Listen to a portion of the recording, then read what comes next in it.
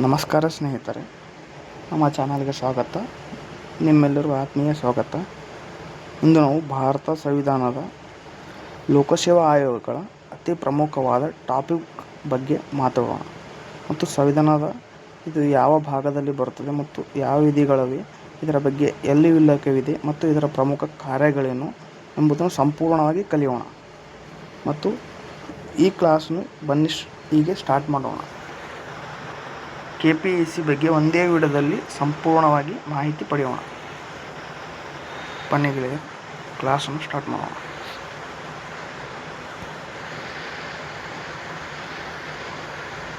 KPSCಯ ವಿಸ್ತರಣೆ ಬರೆಯಿರಿ. KPSCಯ ವಿಸ್ತರಣೆ ಬರೆಯಿರಿ.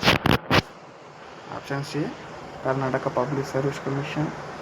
Option B public servant committee. Option C D ಸರಿಯಾದ ಉತ್ತರ. ಆಪ್ಷನ್ ಡಿ ಎ ಸರಿಯಾದ ಉತ್ತರ. ಸರಿಯಾದ ಉತ್ತರ ಯಾವುದು? ಆಪ್ಷನ್ ಡಿ ಅಂದರೆ option A Karnataka public commission service commission. KPSC ವಿಸ್ತರಣೆ ರೂಪ ಯಾವುದಂದರೆ ಕರ್ನಾಟಕ ಪಬ್ಲಿಕ್ ಸರ್ವಿಸ್ ಕಮಿಷನ್. ಎರಡನೇ ಪ್ರಶ್ನೆ, KPSC ಯಾವಾಗ ಸ್ಥಾಪಿಸಲಾಗಿತ್ತು? ಅತಿ ಮುಖ್ಯವಾದ ಪ್ರಶ್ನೆಯಾಗಿದೆ ಈ ಪ್ರಶ್ನೆ. ಯಾವಾಗ ಸ್ಥಾಪಿಸಲಾಗಿತ್ತು? ಯಾವಾಗ ಸ್ಥಾಪಿಸಲಾಗಿತ್ತು ಅಂದರೆ option A 19 May 1950. Option B 18 May 1951. Option C 18 May 1950. Option D 1950 May 19. ಸರಿಯಾದ ಉತ್ತರ ಯಾವುದು? ಸರಿಯಾದ ಉತ್ತರ 18 ಮೇ 1951. ಸರಿಯಾದ ಉತ್ತರ 18 ಮೇ 1951. ಪ್ರಶ್ನೆ 3 ಏನಿದೆ? ಪ್ರಶ್ನೆ 3 ಏನಿದೆ ಗೆಳೆಯರ? ಪ್ರಶ್ನೆ 3 ಏನಿದೆ ಅಂದರೆ KPSCಯು ಕೇಂದ್ರ ಕಚೇರಿ ಅಂದರೆ ಹೆಡ್ ಕ್ವಾರ್ಟರ್ ಇಲ್ಲಿದೆ. Hubballi Dharwad A. Option B Belagavi. Option C Bengaluru. Option D Mysuru. ಸರಿಯಾದ ಉತ್ತರ ಬೆಂಗಳೂರು. ಯಾವ ಊರು? ಬೆಂಗಳೂರು. ಯಾವ ಊರು? ಬೆಂಗಳೂರು. KPSCಯ ಹೆಡ್ ಕ್ವಾರ್ಟರ್ ಎಲ್ಲಿದೆ ಅಂದರೆ ಬೆಂಗಳೂರು. ಪ್ರಶ್ನೆ 3 ಮುಗೀತು. ಪ್ರಶ್ನೆ 4ನಲ್ಲಿ ಕೇಳೋಣ. ಇನ್ನು ಪ್ರಶ್ನೆ ಬಂದಿದೆ ಅಂದರೆ KPSC ಬಗ್ಗೆ ಸಂವಿಧಾನದ ಯಾವ ಭಾಗದಲ್ಲಿ ಬರುತ್ತದೆ? KPSCಯು ಸಂವಿಧಾನದ ಯಾವ ಭಾಗದಲ್ಲಿ ಬರುತ್ತದೆ? ಭಾಗ 12, ಭಾಗ 14, ಭಾಗ 15, ಭಾಗ 18. ಸರಿಯಾದ ಉತ್ತರ ಭಾಗ 14. ಭಾಗ 14 KPSC ಬಗ್ಗೆ ಹೇಳುತ್ತದೆ. ಪ್ರಶ್ನೆ 5 ಲೋಕಸೇವಾ ಆಯೋಗಗಳ ಬಗ್ಗೆ ತಿಳಿಸುವ ವಿಧಿಗಳು ಯಾವುವು? ಲೋಕಸೇವಾ ಆಯೋಗಗಳ ಬಗ್ಗೆ ತಿಳಿಸುವ ವಿಧಿಗಳು ಯಾವುವು? ಆಪ್ಷನ್ ಎ 315ರಿಂದ 323. ಆಪ್ಷನ್ ಬಿ 316ರಿಂದ 373. ಆಪ್ಷನ್ ಸಿ 318ರಿಂದ 320. ಆಪ್ಷನ್ ಡಿ 315ರಿಂದ 324. ಸರಿಯಾದ ಉತ್ತರ 315ರಿಂದ. ಸರಿಯಾದ ಉತ್ತರ 315ರಿಂದ 323. KPSC ಬಗ್ಗೆ ವಿಧಿಗಳು ತಿಳಿಸುವು. ಯಾವ ವಿಧಿಗಳು? ಎಲ್ಲಿಂದ ಎಲ್ಲಿವರೆಗೆ ಅಂದರೆ 315ರಿಂದ 323ರವರೆಗೆ. ಇನ್ನು 6ನೇ ಪ್ರಶ್ನೆ, ಈ KPSC ಆಯೋಗದ ಕರ್ತವ್ಯ ಮತ್ತು ಕಾರ್ಯಗಳು ಯಾವ ವಿಧಿಗಳು ಯಾವ ವಿಧಿಯ ಅಡಿಯಲ್ಲಿ ಬರುತ್ತವೆ ಅಂದರೆ 320ರ ಅಡಿಯಲ್ಲಿ ಬರುತ್ತವೆ. ಯಾವ ವಿಧಿ ಅಡಿಯಲ್ಲಿ ಬರುತ್ತವೆ ಅಂದರೆ 320ರ ಅಡಿಯಲ್ಲಿ ಬರುತ್ತವೆ. ಇದರ ಕರ್ತವ್ಯ ಮತ್ತು ಕಾರ್ಯಗಳು ಯಾವ್ಯಾವು? ಮೊದಲನೇ ಆಪ್ಷನ್ ಎ ನೇಮಕಾತಿ ಪರೀಕ್ಷೆಗಳು ಸಲಹೆ ನೀಡುವುದು, ಆಪ್ಷನ್ ಬಿ, ಆಪ್ಷನ್ ಸಿ ಶಿಸ್ತು ಕ್ರಮಗಳು, ಆಪ್ಷನ್ ಡಿ ಇಲಾಖೆ ಪರೀಕ್ಷೆಗಳು, ಆಪ್ಷನ್ ಇ ವಾರ್ಷಿಕ ವರದಿ, ಆಪ್ಷನ್ ಎಫ್ ಮೇಲಿನ ಎಲ್ಲವುಗಳು. ಸರಿಯಾದ ಉತ್ತರ ಮೇಲಿನ ಎಲ್ಲವುಗಳು. ಸರಿಯಾದ ಉತ್ತರ. ನೇಮಕಾತಿಯನ್ನು ಹೇಗೆ ಮಾಡುತ್ತಾರೆ KPSCಯಲ್ಲಿ?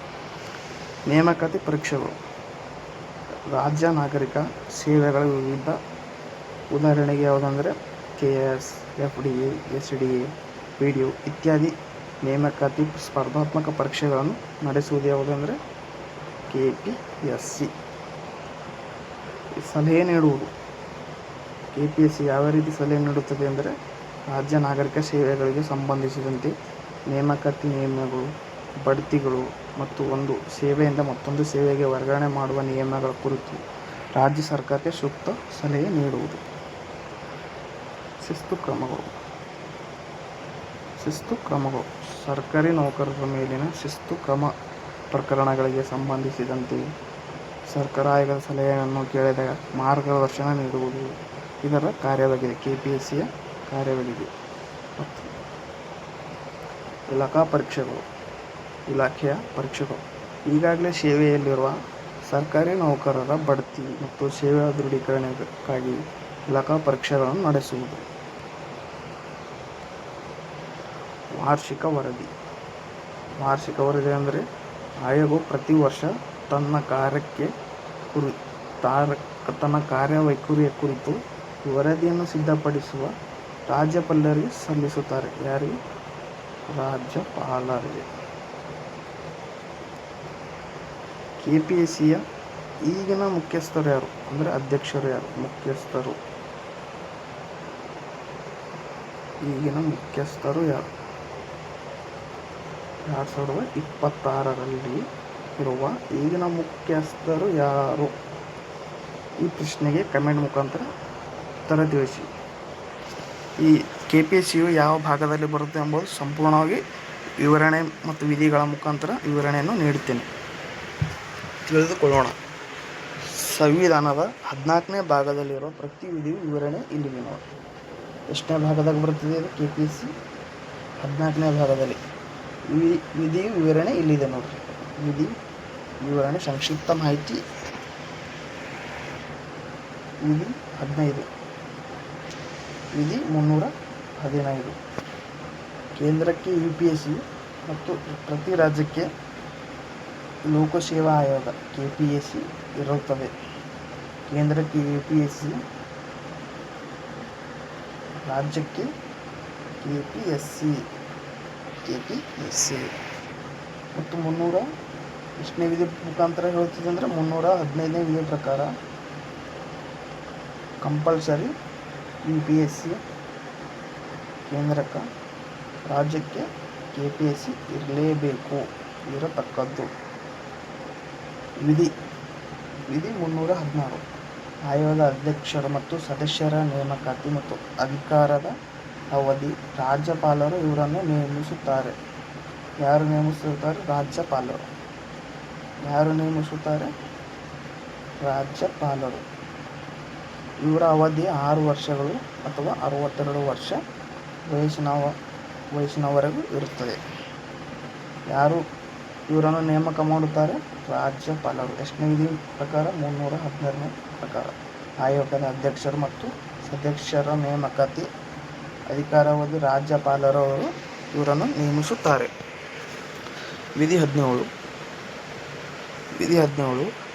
ಲೋಕಸೇವಾ ಆಯೋಗದ ಅಧ್ಯಕ್ಷರನ್ನು ಮತ್ತು ಸದಸ್ಯರು ಹುದ್ದೆಯಿಂದ ತೆಗೆದುಹಾಕುವುದು ಮತ್ತು ಅಮಾನತುಗೊಳಿಸುವುದು ಮತ್ತು ಅಧ್ಯಕ್ಷರ ಸದಸ್ಯರನ್ನು ವಜಾಗೊಳಿಸುವ ಅಧಿಕಾರ ಭಾರತದ ರಾಷ್ಟ್ರಪತಿಗೆ ಮಾತ್ರ ಇದೆ. ನೇಮಿಸುವ ಅಧಿಕಾರ ರಾಜ್ಯಪಾಲರಿಗಿದೆ. ನೇಮಿಸುವ ಹಕ್ಕು ರಾಜ್ಯಪಾಲರಿಗಿದೆ. ವಜಾಗೊಳಿಸುವ ಅಧಿಕಾರ ಯಾರಿಗಿದೆ ಅಂದರೆ ಇದೆ ಮೇನ್ ಇದೆ ಅಂದರೆ ಇಂಪಾರ್ಟೆಂಟ್ ಇದೆ, ರಾಷ್ಟ್ರಪತಿಗಳಿಗೆ ಮಾತ್ರ ಇರುತ್ತದೆ ವಜಾಗೊಳಿಸುವ ಅಧಿಕಾರ. ರಾಷ್ಟ್ರಪತಿಗಳಿಗೆ ಮಾತ್ರ ಇರುತ್ತದೆ. ನೇಮಿಸುವ ಅಧಿಕಾರ ರಾಜ್ಯಪಾಲರಿಗೆ ಇರುತ್ತದೆ.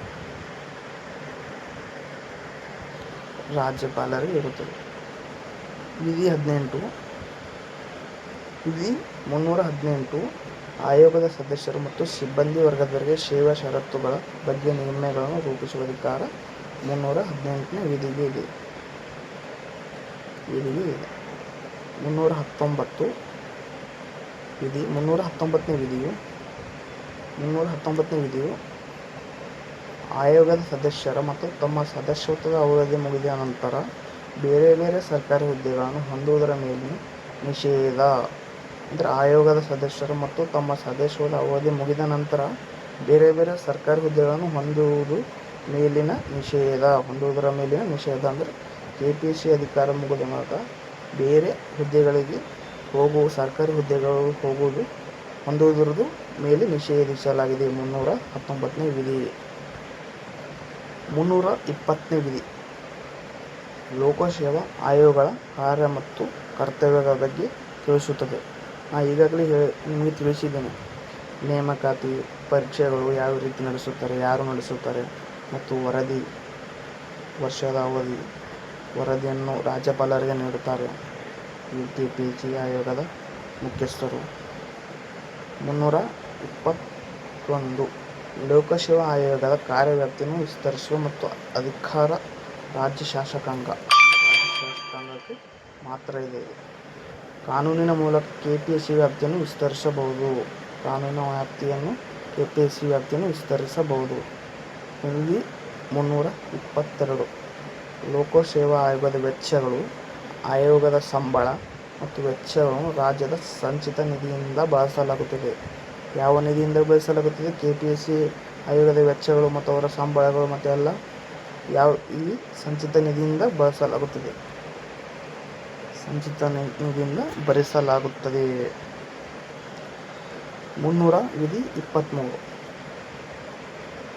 ವಿಧಿ 323 ಲೋಕಸೇವಾ ಆಯೋಗಗಳ ವರದಿಗಳು ಮತ್ತು KPSC ತನ್ನ ವಾರ್ಷಿಕ ವರದಿಯನ್ನು ರಾಜ್ಯಪಾಲರಿಗೆ ಸಲ್ಲಿಸುತ್ತದೆ. ಅಂದರೆ ಲೋಕಸೇವಾ ಆಯೋಗಗಳ ವರದಿಗಳು ಮತ್ತು KPSC ತನ್ನ ವಾರ್ಷಿಕ ವರದಿಯನ್ನು ರಾಜ್ಯಪಾಲರಿಗೆ ಸಲ್ಲಿಸುತ್ತದೆ. ರಾಜ್ಯಪಾಲರು ಇದನ್ನು ರಾಜ್ಯ ವಿಧಾನಮಂಡಲದ ಮುಂದೆ ಮಂಡಿಸುತ್ತಾರೆ. ವಿಧಾನಮಂಡಲದ ಮುಂದೆ ಮಂಡಿಸುತ್ತಾರೆ. ಈ ವಿಡಿಯೋವನ್ನು ಕೊನೆಯವರೆಗೂ ನೋಡಿದ್ದಕ್ಕೆ ಧನ್ಯವಾದಗಳು.